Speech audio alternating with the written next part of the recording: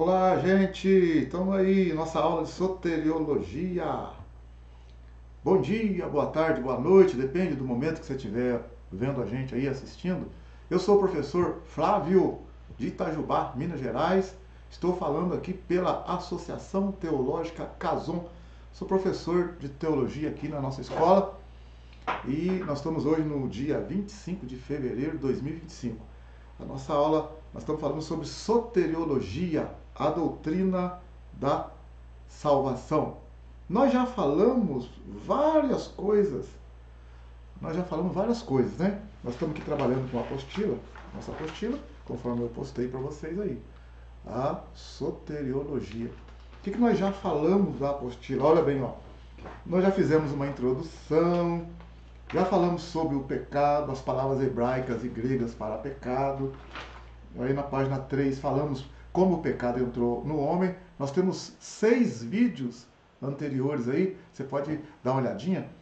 Em cada vídeo tem esse conteúdo que eu estou falando. Então já falamos sobre, fizemos uma introdução, né, da soteriologia, falamos sobre as palavras para pecado, o que é o pecado.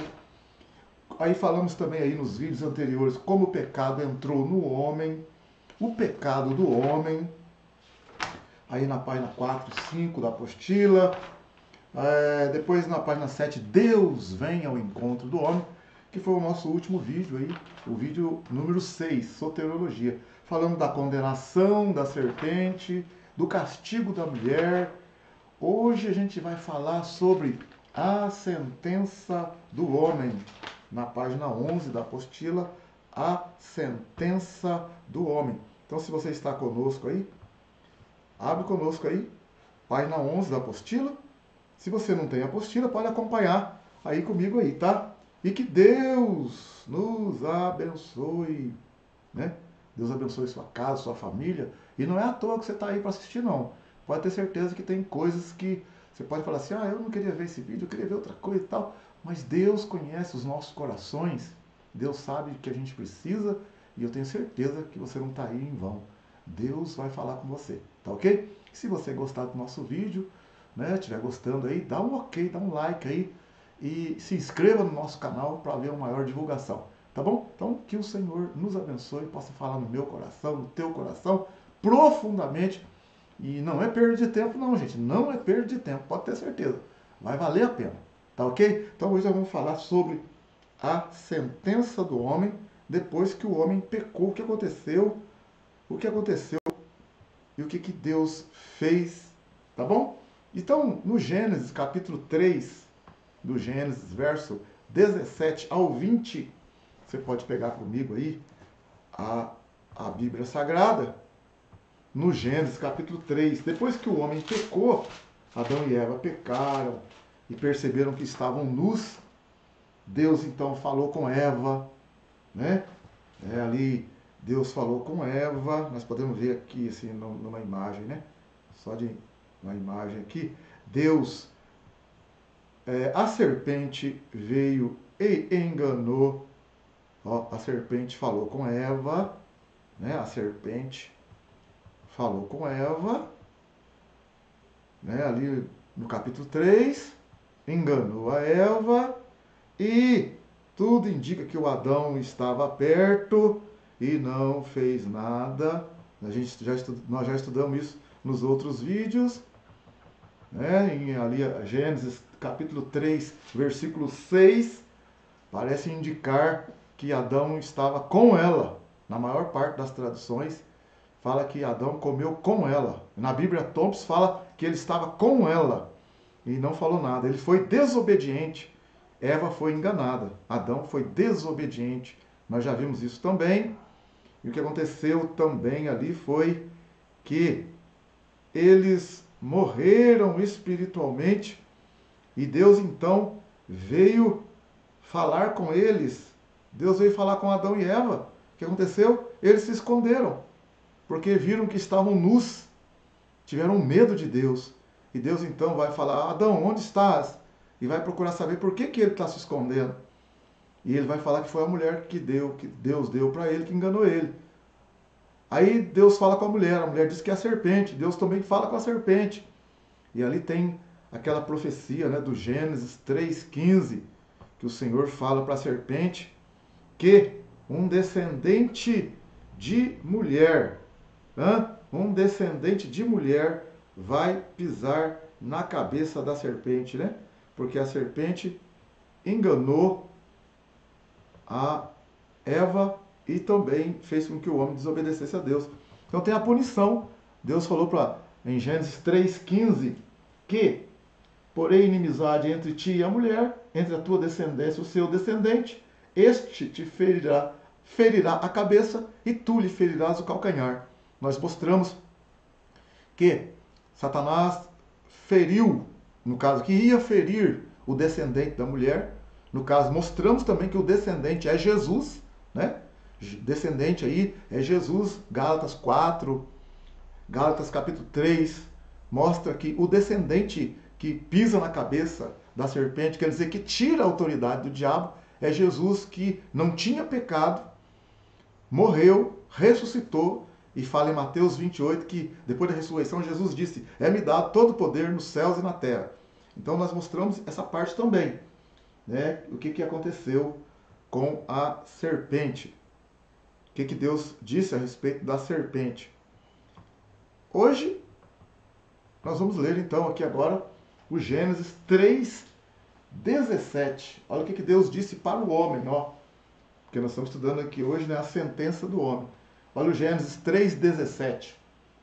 Ao homem disse, porque deste ouvido à voz de tua mulher, e comeste da árvore de que te ordenei não comesse, maldita é a terra por tua causa. Em fadiga comerás dela todos os dias da tua vida, ela produzirá também espinhos e ervas daninhas, e tu comerás das plantas do campo. Do suor do teu rosto comerás o teu pão, até que tornes a terra, porque dela foste tomado. Pois és pó, e ao pó tornarás. Chamou o homem a sua mulher Eva, porque era a mãe de todos os seres viventes. Fez o Senhor Deus vestimenta de peles para Adão e sua mulher, e os vestiu. Então disse o Senhor Deus, o homem agora se tornou como um de nós, conhecendo o bem e o mal. Não aconteça que ele estenda a mão e tome também da árvore da vida, e coma e viva eternamente. O Senhor Deus, pois, o lançou fora do jardim do Éden para lavrar a terra de que fora tirado. Havendo lançado fora o homem, pôs querubins ao oriente do Éden e uma espada flamejante que se movia por todos os lados para guardar o caminho da árvore da vida.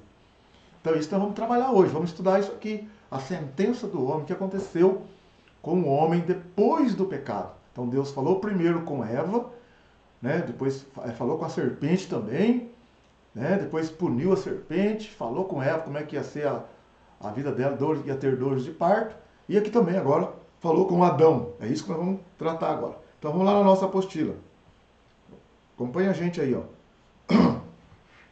Apostila, página 11. Assim como o castigo de Eva está relacionado ao ponto central da sua vida, o mesmo acontece com Adão. Antes ele foi colocado no jardim, agora terá de obter o seu sustento do solo pelo suor de sua fronte. Os versos 17 ao 19. Você vai notar que, embora a serpente tenha sido amaldiçoada, aqui só a terra é amaldiçoada, não Adão e Eva. Deus amaldiçoou Satanás porque não tinha intenção de reabilitá-lo ou de redimi-lo. Mas o propósito de Deus de salvar o homem já foi revelado. Interessante. Interessante também esse, né? O propósito de Deus nunca foi desistir do homem. Então nós já estudamos em alguns vídeos atrás. Ó. Quando Deus planejou fazer o universo, fazer a terra, fazer tudo, e depois, no Gênesis 1, 26, 27, 28, Deus disse, façamos o homem conforme a nossa imagem, nossa semelhança. Deus fez o homem para dominar. Está lá no Gênesis 1, 26. Você pode ler lá no Gênesis 1, 26, Deus disse assim, ó, façamos o homem conforme a nossa imagem, conforme a nossa semelhança, domine ele sobre os peixes do mar, sobre as aves do céu, sobre os animais domésticos, sobre toda a terra, sobre todos os répteis que se arrastam sobre a terra. Quer dizer, sobre todos os répteis que se arrastam sobre a terra, sobre todos os animais. Assim Deus criou o homem à sua imagem, a imagem de Deus os criou. E você vê que Deus então coloca o homem para dominar toda a terra. Para eles tomar conta da terra. Lá no Gênesis capítulo 2, no verso 15, Gênesis 2,15, o Senhor Deus tomou o homem e o pôs no jardim do Éden para o lavrar e o guardar. Então é para o homem tomar conta, dominar. Repetindo, no verso capítulo 1, verso 28. 28 agora, hein? Deus abençoou e disse: frutificai, multiplicai-vos, enchei a terra, sujeitai-a, dominai sobre os peixes do mar, sobre todas as aves dos céus, sobre todos os animais que se arrastam sobre a terra. Então Deus fez o homem para dominar, para tomar conta da terra. A terra foi dada para o homem por um determinado tempo. Esse tempo ainda não venceu. E o que aconteceu? O homem, por liberdade de escolha, escolheu desobedecer a Deus. A semente do pecado entrou no coração do homem, de Adão e Eva, e eles morreram espiritualmente. Eles não morreram fisicamente no momento em que eles comeram, mas morreram espiritualmente, perderam a comunhão com Deus. E então ali, anos depois é que eles vão morrer fisicamente. Algumas coisas são interessantes a gente falar aqui, ó. Uma das coisas interessantes, quando a serpente vem falar, a serpente que foi possuída pelo diabo, veio falar com Adão e Eva, não era para eles dar ouvido para a serpente ali, no caso. Por quê? Porque Deus falou para o homem dominar, não para o homem ser dominado. Eles deveriam, peraí, o que essa serpente está falando? Deus, chamasse Deus ali, ali não teria entrado o pecado. Mas o homem, ele foi iludido, né? É assim que acontece com a gente hoje também, né? A gente é atraído sorrateiramente por um desejo. E o nosso coração é enganoso. E a gente vai, quando vê, fez tudo errado. Saiu fora do propósito de Deus. Você vê lá no Apocalipse capítulo 12? Apocalipse capítulo 12 fala que o diabo engana todo mundo. É um exímio enganador. O diabo quer que a gente faça os desejos dele. O diabo, você sabe, foi um anjo de luz que caiu, né? Deus, conforme eu li na apostila, não tem provisão de salvação para anjos. Anjos que caíram, eles tinham livre-arbítrio também, têm livre-arbítrio, mas eles tinham tudo lá numa outra dimensão espiritual. Eles não têm esses corpos que a gente tem aqui humano, mas eles estavam ali diante de Deus, pecaram num nível muito alto, numa dimensão muito alta, tiveram liberdade. Então, para eles não tem salvação. Se você olhar lá em Hebreus, no livro de Hebreus, olha aqui para você ver, no capítulo 2 de Hebreus, você vai ver que a salvação, ela é para nós, para os humanos. Hebreus capítulo 2, olha aí para você ver, no versículo 14, Hebreus 2,14 está escrito: portanto, visto que os filhos participam da carne e do sangue, quer dizer que o ser humano está aqui, né, nessa condição, também ele participou das mesmas coisas, quer dizer, Jesus participou também dessa mesma natureza, para que pela morte derrotasse o que tinha o poder da morte, isto é, o diabo. Ó, o diabo tem o poder da morte, tinha o poder da morte, quer dizer, por meio do pecado a gente morre. Isso nunca foi da vontade de Deus, por quê? Porque o pecado, o que é essa morte? É a separação de Deus. Uma pessoa que perde a comunhão com Deus, que vive no pecado, está morta para Deus. Então o diabo está morto para Deus, no sentido assim, não tem comunhão. E ele nem quer isso. Ele também não quer. Não é que ele quer, está querendo arrepender. Não, ele não quer. Ele nunca quis, não quis. Ele decidiu e não quer, não quis, não quer e não vai querer. Tá? Ele vai ter oportunidade quando o rei Jesus reinar por 1000 anos na terra e o diabo estiver preso. Você não sabe, isso está na escatologia. No reinado de Cristo na terra durante 1000 anos, isso depois lá da grande tribulação, quando Jesus vier em glória, Jesus vai voltar, já é um outro estudo, né?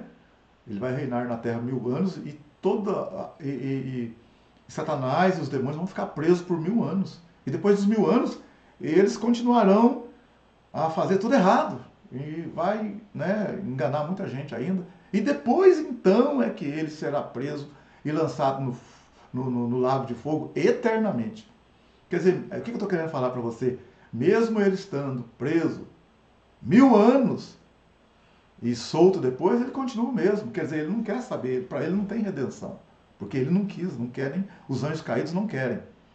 Então olha aqui para você ver, ó, em Hebreus 2,14, vamos ler de novo. Portanto, visto que os filhos participam da carne e do sangue, também ele, Jesus, participou das mesmas coisas, para que pela morte derrotasse o que tinha o poder da morte, isto é, o diabo, e livrasse a todos os que, com medo da morte, estavam por toda a vida sujeitos à escravidão. Olha agora, isso que eu queria falar para você.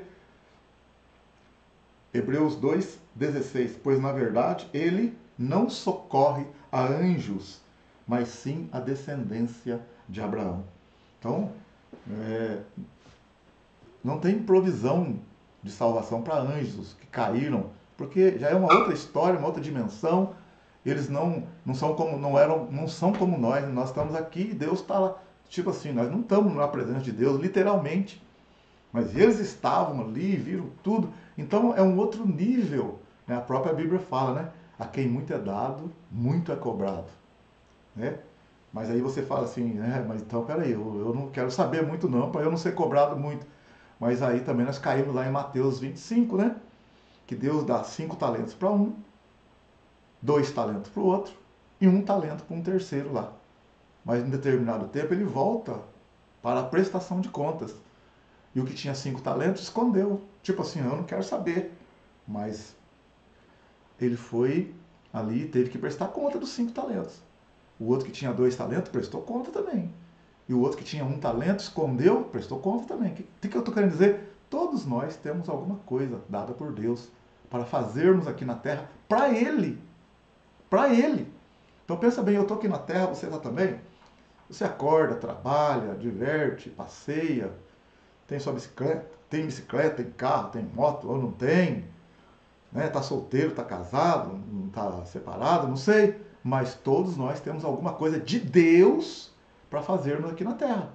Lá no fundo do seu coração, você parar, analisar e tiver ali em oração, você vai ver, tem alguma coisa para você, pode ser uma intercessão, ser uma pessoa que vai orar, uma pessoa que vai contribuir, uma pessoa que vai evangelizar alguém, uma pessoa que vai apoiar um outro ministério, entendeu? Ou vai liderar alguma coisa, ou vai ser um presbítero, um diácono, um auxiliar, ou vai ficar no banco ali, mas ali sendo dizimista, cooperador.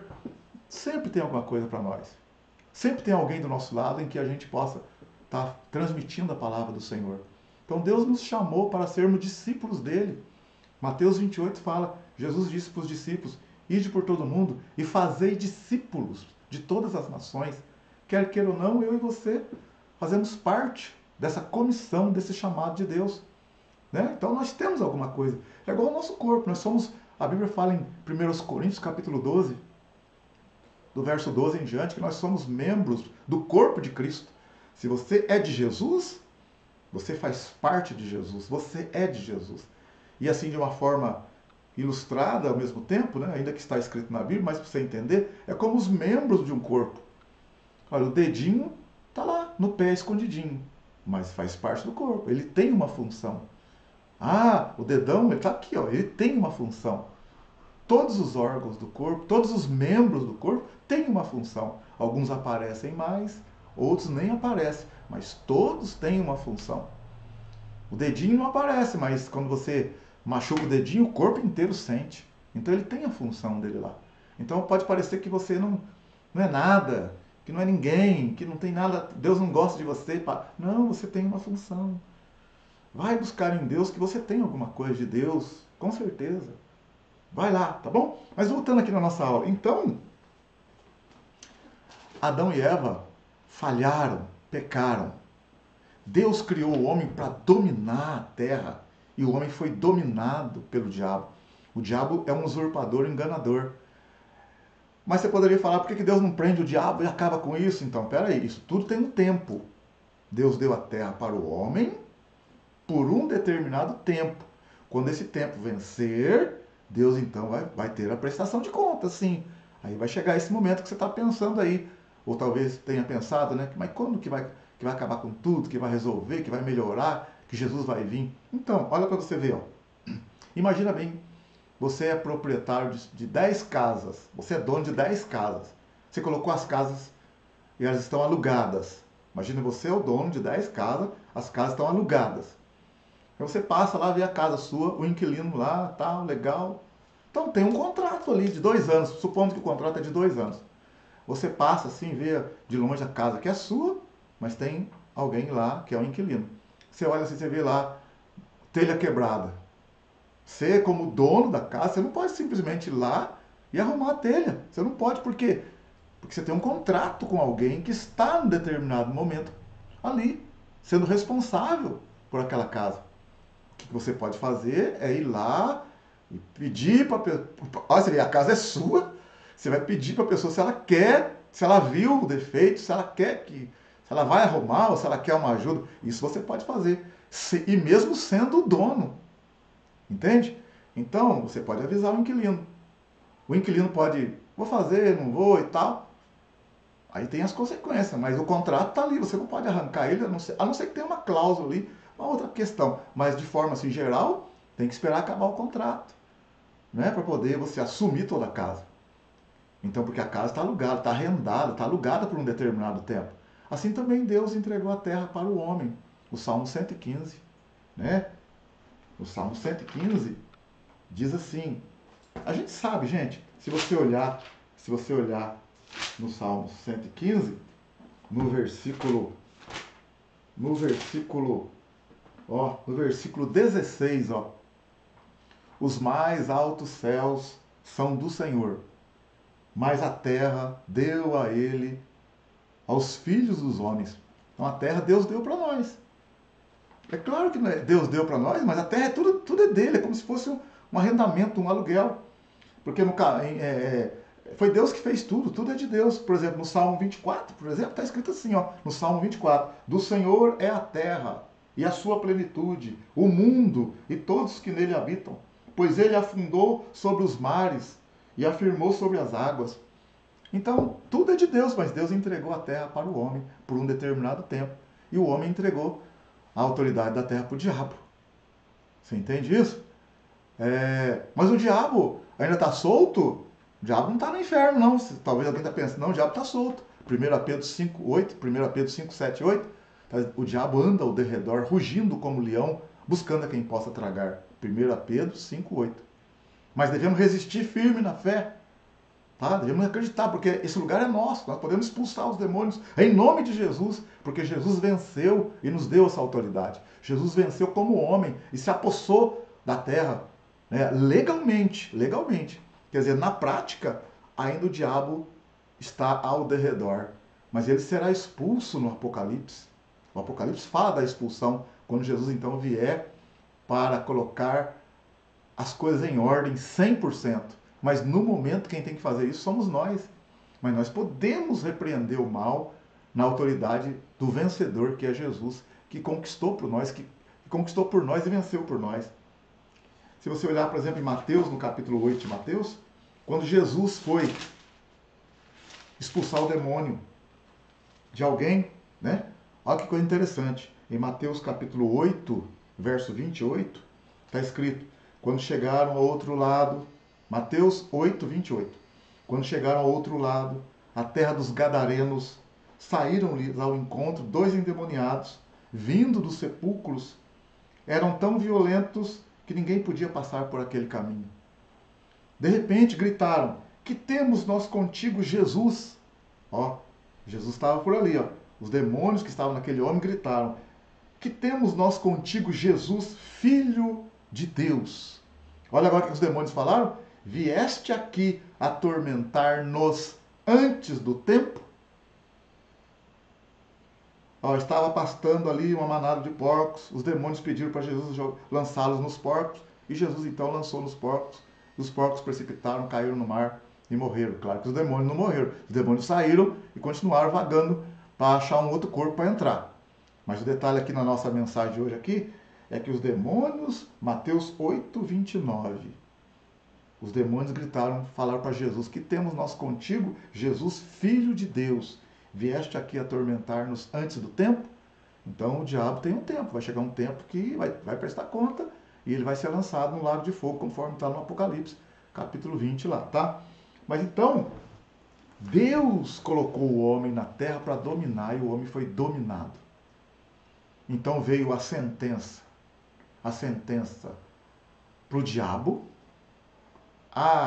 né, que ele ia ferir o calcanhar do descendente, que é Jesus, mas o descendente ia pisar na cabeça dele, ia tomar a autoridade dele.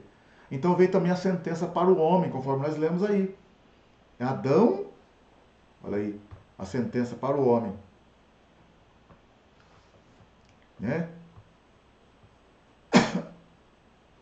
Assim como o castigo de Eva está relacionado ao ponto central da sua vida, o mesmo acontece com Adão. Ele foi colocado no jardim, agora terá de obter o seu sustento pelo suor da sua fronte.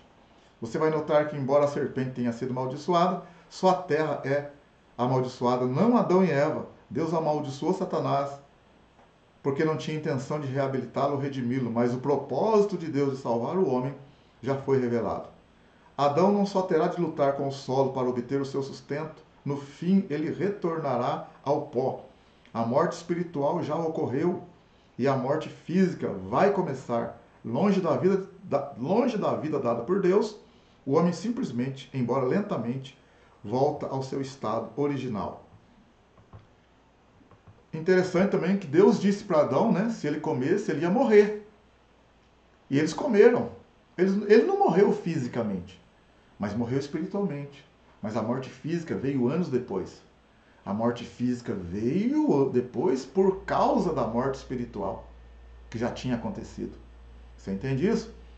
Então, o que acontece? E aqui também tem uma outra coisa que a gente pode falar aqui.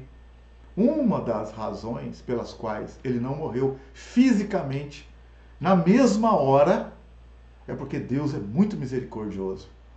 É porque Deus é longânimo. É porque Deus tinha a intenção de reabilitá-lo, de resgatá-lo, de resgatar eu, você. Porque qual que deveria ser o juízo de Deus sobre uma coisa errada que a gente fez? A gente não pensa assim, ó, não, mas se fizesse errado já tem que resolver na hora. Nesse caso não é bem assim. O que acontece quando a gente peca, realmente a gente fica mal com Deus. A gente não fica bem. A gente perde a comunhão. Mas o que João escreve em 1 João capítulo 2, verso 1? Filhinhos, não pequeis. Se alguém pecar, temos um advogado diante de Deus, Jesus Cristo. Então hoje quando você peca, né, não é que você vai ficar pecando deliberadamente, mas porque o pecado ele é perigoso. Não podemos ficar brincando com o pecado. Então a ordem é para a gente não pecar. Mas se pecar, já, Senhor, tem misericórdia, ajuda-me, eu não posso continuar nesse pecado. Porque o diabo vai querer reivindicar alguma coisa em cima ali. Entendeu? É muito perigoso. Né? Lembra de Jó? O diabo querendo arrebentar com Jó. E aí Deus permitiu no momento lá, ele quase acabou com a vida de Jó. Lembra de Lucas, no Evangelho de Lucas 22, 31? Jesus falou que os discípulos iam abandoná-lo. Todos iam abandoná-lo? E Pedro falou, não, Senhor, eu estou disposto a dar a minha vida pelo Senhor. O que Jesus falou para Pedro? Em Lucas capítulo 22, verso 31 em diante, Jesus falou para Pedro, o diabo pediu você para se ir andar com você. Mas eu orei por você para que a tua fé não desfaleça. E você, Pedro, quando se converter, fortalece os teus irmãos. Está lá Lucas 21, 22, do verso 31 em diante. Então você vê que Satanás está querendo ceifar, arrebentar, acabar com a vida nossa. Então, o que acontece? O Senhor vem ao nosso encontro para redimir a nossa vida. Quando Adão pecou, ele morreu espiritualmente, mas não fisicamente. Porque se ele morresse fisicamente na hora que ele pecou, ele não teria salvação. Ele estaria eternamente separado de Deus. Se eu pecar e Deus me punir com tudo que ele tem direito de me punir na hora que eu pecar, e eu morresse, eu perdesse a comunhão com Deus naquele momento, e morresse também fisicamente, que é a sentença mesmo completa do pecado por se pecar, é a morte espiritual e a morte física. a gente perderia a salvação. Mas por que Deus não puniu Adão com a morte física imediatamente? Porque ele tinha a intenção de resgatar Adão. Deus não mentiu quando ele falou que Adão ia morrer. No dia que comesse ele ia morrer. Ele morreu espiritualmente, perdeu a comunhão com Deus, foi afastado da presença de Deus. Lembra de Isaías 59:1? Os ouvidos do Senhor não estão tapados, nem o braço encolhido para que não possa salvar, mas os vossos pecados e as vossas iniquidades separam você de Deus, separam a gente de Deus para que não nos ouça. Então o pecado afasta a gente de Deus. Lembra de Romanos 3:23? Todos pecaram e afastados estão da presença de Deus. Mas que continua Romanos 3:24? Mas são justificados gratuitamente pela redenção que há em Cristo Jesus. Então Deus, ele desse inteirinho, ele procurou, já estava nos planos dele, o meio de resgate, de salvação. Se você olhar em Eclesiastes, no capítulo 8 de Eclesiastes, você vai ver o seguinte, olha que coisa interessante também, Eclesiastes capítulo 8. Eclesiastes capítulo 8, versículo 11.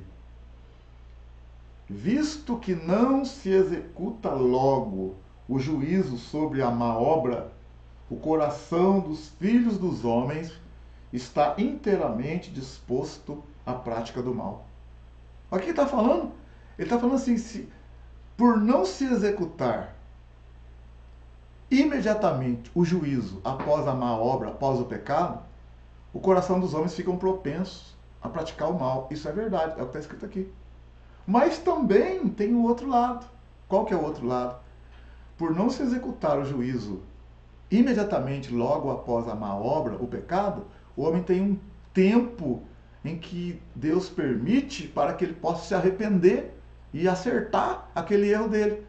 Porque se executar o juízo de Deus logo após o momento que a gente peca, todos nós estaríamos para sempre, eternamente separados de Deus. Mas você fala, mas peraí, mas não estou entendendo isso. Ah, é? Olha bem, se você olhar na carta de Pedro, em 2 Pedro, vai explicar também. Está escrito assim, ó, para você entender isso que eu estou falando sobre o juízo não ser executado imediatamente após a má obra, após o pecado. Em 2 Pedro, é claro que tem exceções. Tem gente, por exemplo, que já foram avisadas e continuam no pecado, e de repente Deus vem o juízo. Isso acontece sim, a pessoa morre, pecou ali, morre imediatamente, mas é um caso aqui e outro ali. Nós podemos citar isso até na Bíblia. Acã, né, lá em Juízes capítulo 7, foi avisado para não fazer a coisa errada, ele fez. E não morreu na hora, teve um tempo, poderia ter se arrependido, não se arrependeu, mas depois ele morreu. Por causa do pecado cometido lá atrás.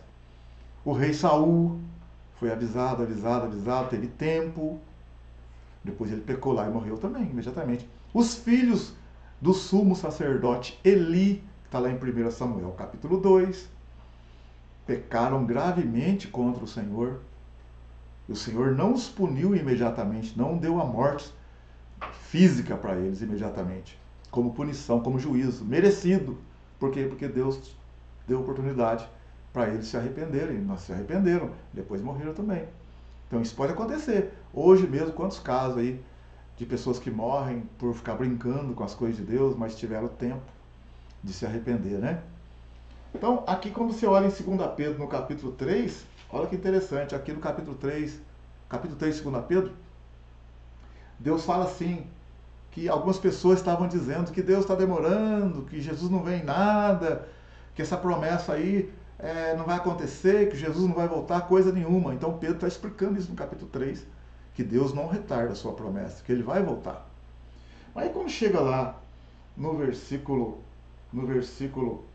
8, 2 Pedro 3, 8, amados, não ignoreis uma coisa, que um dia para o Senhor é como 1000 anos, e 1000 anos como um dia.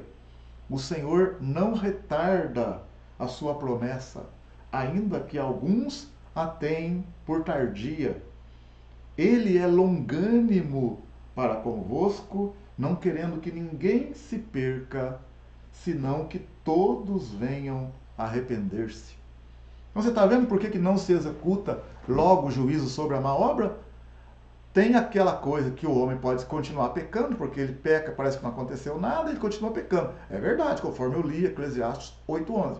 Mas, ao mesmo tempo, Deus também está dando a oportunidade para aquela pessoa se arrepender, como acontece comigo, acontece com muita gente. Quando a gente erra, a gente fala, Senhor, tem misericórdia, eu não devia ter feito isso, me perdoa. Quer dizer, é um tempo que a gente tem para se arrepender. Então, Deus não matou Adão e Eva no momento em que eles pecaram, porque ele teve longanimidade, esperar o arrependimento. Assim também ele faz com toda a humanidade. Ok? Aí continuando aqui então na nossa apostila. Nossa apostila, página 11, né? Olha aí, quando Deus falou com Adão após o pecado. A reação de Adão ao castigo e a promessa de Deus é revelada no versículo 20. E deu o nome de Eva, sua mulher, por ser a mãe de todos os seres humanos. Creio que essa atitude evidencia uma fé singela por parte de Adão. Ele reconheceu a sua culpa e aceitou seu castigo, mas se concentrou na promessa de Deus de que por meio da descendência da mulher viria o Salvador. A salvação de Eva, e a nossa também, viria pela sua submissão ao marido e pelo nascimento de filhos. O nome dado por Adão à mulher, Eva, que significa viva ou vida, mostra que a vida viria por meio dela. Deus não é apenas um Deus de castigo, mas também de graciosa provisão. Por isso ele faz para Adão e sua esposa vestimenta de peles de animais para cobrir a sua nudez. A profecia de redenção pelo derramamento de sangue implícita nesse versículo não é nenhum exagero. Então você vê quando Adão e Eva pecaram, você olhar no capítulo 3 do Gênesis, quando eles pecaram ali e viram que estavam nus, o que eles fizeram? Eles fizeram uma cobertura para eles de folhas de figueira. Olha para você ver no Gênesis 3, versículos 6 e 7. Ó, vendo a mulher que aquela árvore era boa para se comer, agradável aos olhos e desejável para dar entendimento, tomou do seu fruto, comeu e deu também a seu marido que estava com ela, e ele comeu. Então os olhos de ambos foram abertos e perceberam que estavam nus. Juntaram, pois, folhas de figueira e cobriram-se. Está vendo aqui? Eles se cobriram com folhas de figueiras. Eles fizeram folhas de figueira e se cobriram. Mas Deus não aceitou esse tipo de coisa, não. Lá no capítulo 3, no versículo 20, né? Chamou o homem a sua mulher Eva, porque era a mãe de todos os seres viventes. Fez o Senhor Deus vestimenta de peles para Adão e sua mulher e os vestiu. Tá vendo? O que significa isso? A gente não consegue se salvar por nosso próprio esforço, não. O padrão de Deus é mais elevado. A justiça de Deus requer derramamento de sangue. É vida por vida. O sangue representa a vida. Deus, quando alguém peca, essa pessoa deveria morrer e ficar eternamente separado de Deus. Por isso que no Antigo Testamento ali tem a figura dos animais que são mortos no lugar das pessoas. Quando as pessoas vão falar com Deus, o sacerdote tinha que sacrificar um animal, né? O ofertante tinha que sacrificar um animal ali diante do sacerdote, e o sangue do animal representa a morte daquela pessoa, né? Isso é um outro estudo lá. A gente pode, né? Quando a pessoa ia chegar no tabernáculo diante de Deus, ela levava um animal sem defeito, aquele animal era sacrificado e o sangue era colocado diante de Deus para que aquela pessoa fosse aceita por Deus. Quer dizer, como se Deus chegasse e falasse assim, ó, morreu alguém, então eu aceito você. Quer dizer, claro que ali era uma figura, né? Uma figura, um tipo daquele que viria para fazer o único sacrifício que seria perfeito. No caso, Jesus. Então os animais ali, né, lá em Hebreus, no capítulo 9, fala que sangue de bode, sangue de touro, não expia pecado, mas foi uma coisa momentânea, até que viesse Jesus, que morreu por nós, e o sacrifício de Jesus foi perfeito. Né? Hebreus capítulo 9, verso 27, 28, e outros versículos de Hebreus 10, Hebreus 7, fala sobre isso. Então o sacrifício de Jesus foi perfeito, feito uma vez por todas. Nós não precisamos mais fazer sacrifício. Jesus morreu e resolveu a parada nossa. O sangue de Jesus conforme o livro de Hebreus, tem provisão eterna, tem expiação eterna, antes e durante e até quando existia homem. Se alguém recorresse a tempo, se arrependesse, o sangue de Jesus tem essa provisão. Mas antes, lá então, de Jesus, era feito essa tipologia. Um animal morria, já apontando já que um dia alguém precisaria morrer para resolver de forma geral a parada. É como se Deus estivesse dando um tempo, uma cobertura ainda para aquele homem que estava aguardando de fato o Senhor Salvador. Aqueles que morreram antes de Jesus vir na Terra, eles faziam isso, quer dizer, um animal sem defeito morria no lugar deles, quando eles se aproximavam de Deus, porque eles criam que um dia eles iam ser salvos por Deus, pelo Messias, que haveria de vir. O povo judeu, no caso, né, acreditava assim, isso está no Antigo Testamento. Nós hoje acreditamos em Jesus, no Messias, que já veio há 2000 anos atrás.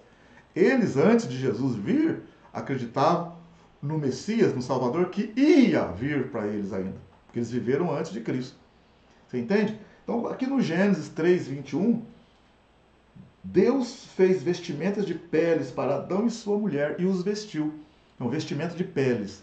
Então, aqui está implícito aqui a morte de um animal.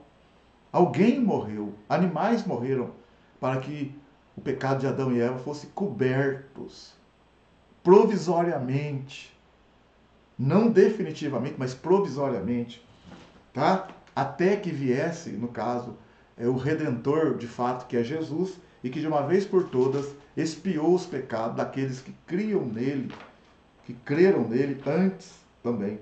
Então, se você olhar, por exemplo, aqui em Hebreus, no capítulo 9, que eu já abri aqui, Hebreus capítulo 9, está escrito assim, ó, no versículo 11, Hebreus capítulo 9, verso 11.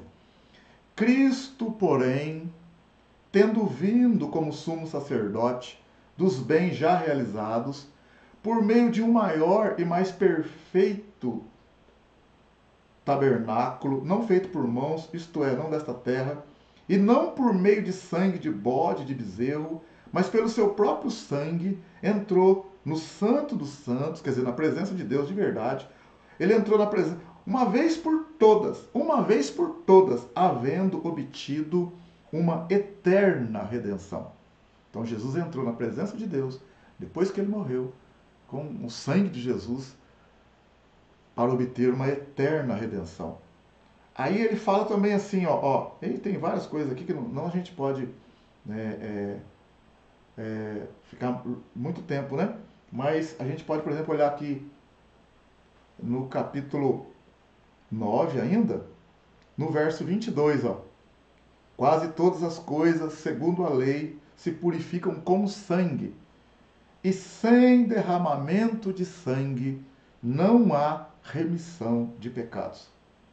Entende? Sem derramamento de sangue não há remissão de pecados. E o sangue de bodes que eram e carneiros e cordeiros lá atrás, antes de Jesus, era um tipo. Presta atenção, era um tipo daquele que deveria vir. Era uma figura, uma sombra. A realidade é Jesus. Jesus é o antítipo. Então, tem o tipo e o antítipo. O tipo é a figura. Tá? O cordeiro lá no Antigo Testamento é a figura. Lá o cordeiro que morreu da Páscoa, em Êxodo capítulo 12. Em outras partes também os cordeiros, os bodes lá que morreram para representar uma pessoa, para representar a nação de Israel, são tipos. Moisés é um tipo. Moisés é um tipo de libertador. Jesus é o antítipo. Jesus é a realidade. É o libertador. O cordeiro antes de Jesus lá, na Páscoa, antes lá, era um tipo. Lá em João capítulo 1, já no Novo Testamento, no Evangelho de João capítulo 1, no verso 29, quando Jesus passou ali assim, por perto ali, João estava batizando por ali, João falou assim, apontou para Jesus e mostrou para todo mundo. E João disse assim, eis ali o Cordeiro de Deus que tira o pecado do mundo. Você entende? Então, antes de Jesus era um tipo, depois Jesus é a realidade. Você olhar aqui em Colossenses, olha bem, Colossenses capítulo 2 de Colossenses, está escrito assim, ó, olha bem. Capítulo 2 de Colossenses, está escrito. Abre comigo aí. Colossenses, capítulo 2.